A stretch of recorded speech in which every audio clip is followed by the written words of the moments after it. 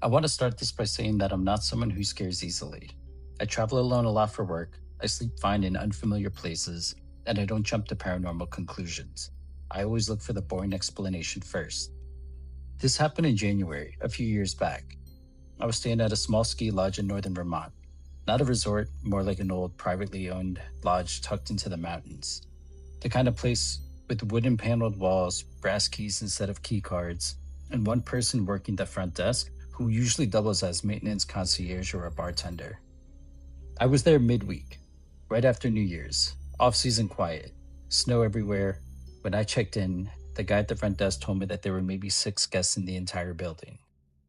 I remember liking that. My room was on the third floor, at the very end of a long hallway. No ice machine, no vending, just doors, carpet, and silence. The phone on the nightstand looked ancient, beige plastic, curled cord, the kind of thing you only see in old hotels or your grandparents' house. That first night, I went to bed early.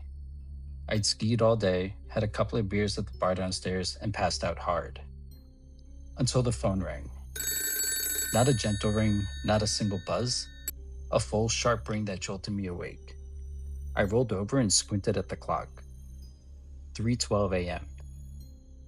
I picked up the receiver, still half asleep. Hello? Nothing. Then breathing. Not static, not background noise. Breathing. Slow, heavy, like someone holding the phone too close to their mouth. I remember thinking that I could hear moisture in it, that wet sound when someone breathes through their nose. I said Hello? again, louder. The breathing stopped instantly. The line went dead. I sat there for a minute, holding the phone, listening to the dial tone. I told myself it was a misdial, or some weird wiring issue. Old building, old phone. Still, I didn't sleep much after that. The next morning, I went down to the front desk and mentioned it casually. The same guy was working. Older, tired looking, polite, but distant. I told him I got a wake up call in the middle of the night. He frowned. "We don't do automated wake up calls," he said. "They're manual here." I asked who was working overnight. He shook his head. "No one. Desk closes at midnight." That gave me a pause. I asked if another guest could have dialed my room by mistake. He hesitated just for a second, then said, "Phones only dial out of the desk." I laughed it off, said it was probably nothing. He didn't laugh back. That night I went to bed with the phone turned away from me. I even considered unplugging it, but something about that felt wrong, like I was tempting fate. At exactly 3:12 a.m., the phone rang again. Same ring, same volume. This time, I didn't answer right away. I lay there, heart pounding, listening to it ring until it stopped. Then came the knock. One knock. Soft, controlled. Not someone pounding on a door, not drunk, not lost. Just a knuckle against wood. I sat straight up in bed. The phone rang again. Then another knock, perfectly timed with the ring. Ring, knock, ring, knock. I didn't move. I didn't speak. I didn't breathe. After what felt like minutes, it stopped. Silence. No footsteps, no retreating sound, just nothing. Nothing. I didn't open the door. I didn't sleep. I sat there until the morning with the lights on. When I confronted the front desk again, the guy's demeanor changed completely. He didn't deny it this time. He just said, "You're in room 312, right?" I nodded. He sighed and rubbed his face. "That room gets complaints sometimes. Phone stuff, knocking." I asked him what that meant. He told me the phone dated back decades. That room used to be reserved for staff back when the lodge stayed open year-round. Night clerks, seasonal workers, people who worked alone. I asked if anyone died there. He didn't answer. I checked out early. As I was leaving, I noticed something I hadn't before. The phone in the lobby, same model as the one in my room, had masking tape over one button. The three. I still don't know who was calling. I don't know who was knocking. But I know one thing. I didn't set a wake up call, and neither did anyone else.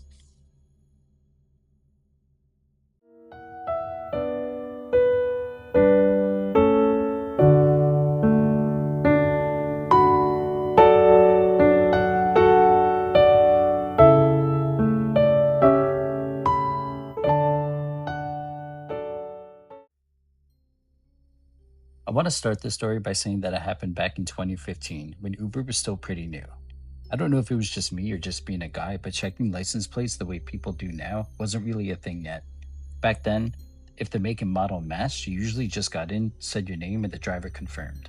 That was it. Looking back, yeah, it's incredibly dumb, but it was a different time. This was New Year's Eve. My best friend, I'll call him Jay. He and I had been at a small party in Brooklyn. We had a few drinks, nothing too wild, and around 1 a.m., we decided to head home. We requested an Uber. One pulled up almost immediately.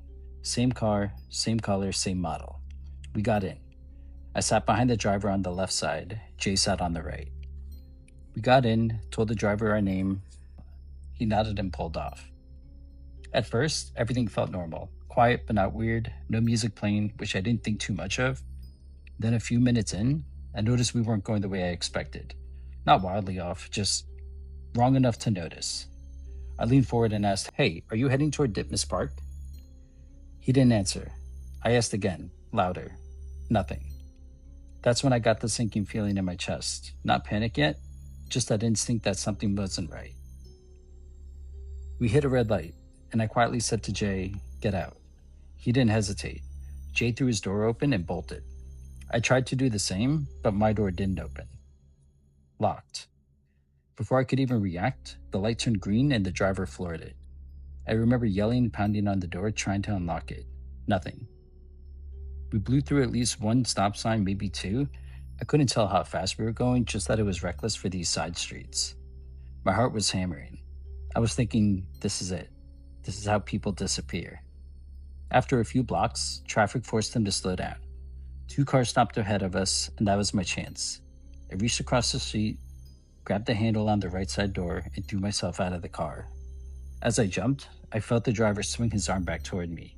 I caught a flash of something metal in his hand. A knife, maybe a gun, honestly don't know. I didn't stick around to find out. I hit the pavement hard and ran. I ran backwards down the street, not taking my eyes off the car, adrenaline completely taking over. That's when I saw Jay, sprinting toward me from the opposite direction. We met in the middle of the street, turned, and ran together. The car sped off. Jay told me something important once we caught our breath. When he jumped out, he'd had the presence of mind to take a photo of the license plate. Later, we checked the Uber app, and the plate didn't match. We reported it. I never heard anything back.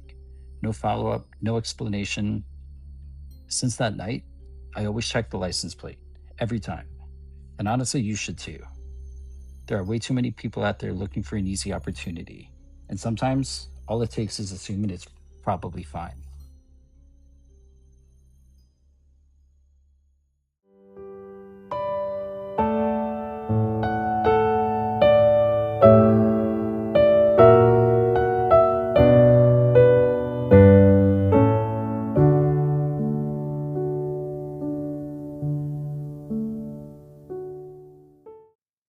I'm going to be intentionally vague about this story, probably overly cautious, but I don't care. I want to distance myself from this getting back to me. I live in a rural Midwest town, about 40 minutes from the closest city, and even that feels generous. Out here, biker gangs run a lot. You know growing up which bars to avoid and which highways to not be on late at night. This happened in the early 2000s. My girlfriend and I were driving home from a New Year's party around 1 a.m. Just us, empty highway, fields on both sides, and I noticed headlights behind us, kept an eye on them. Nothing unusual at first, and then I heard engines, multiple engines. They weren't just catching up, they were starting to surround us. I knew immediately who it was, a well-known motorcycle gang. Big one. I'd seen them plenty of times before, usually during the day. But this felt different. The lead rider pulled up next to my window and matched my speed. He didn't speak, just pointed forward with two fingers. I stayed at the speed limit. A few seconds later, two bikes moved in front of my truck. Two more came up on the left, and a few others stayed behind me. I was boxed in. They slowed down, so I slowed down. They led me off an exit I haven't even taken before. No lights, no buildings, no gas stations, just darkness. At that point, I was panicking, trying to keep my girlfriend calm, telling her that at worst, we'd get robbed.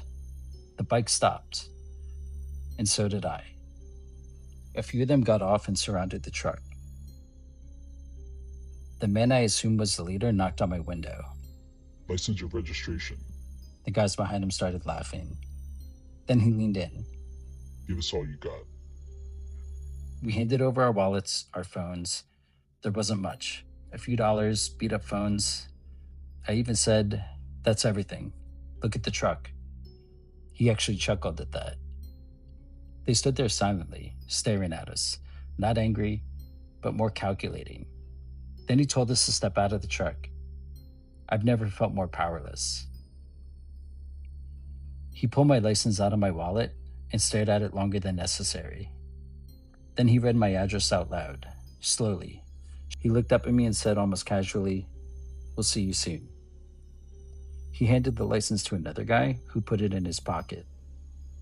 "This is your lucky day," the leader said. That was it. They got back on their bikes and disappeared into the dark. We sat there for a long time before moving. Neither of us spoke. I don't know if they were drunk. I don't know if it was a power trip. I don't know if they ever planned to follow through. All I know is when someone reads your address back to you in the middle of nowhere and tells you you're lucky, you don't wait around to see what happens when your luck runs out.